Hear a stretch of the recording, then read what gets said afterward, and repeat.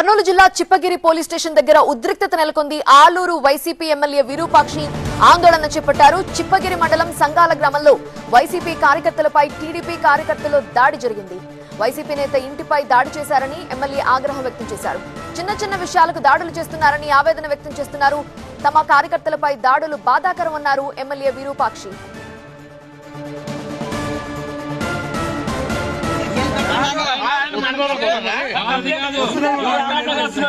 గాయం తగిన కాపలా కాస్తున్నారా, కొట్టిన కాపలా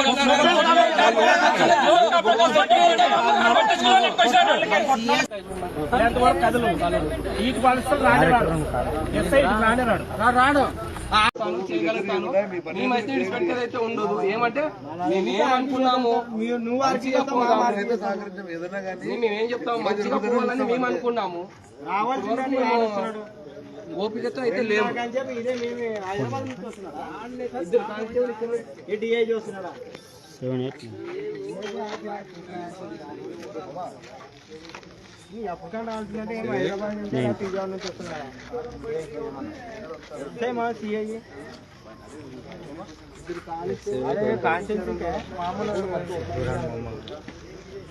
వాళ్ళు మట్టిలో ఉన్నారు, వాళ్ళకి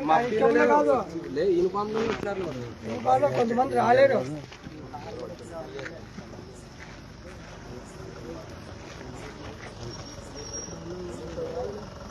ఆలూరు సేవ్ కాదు, ఆలూరు వేస్తాయి.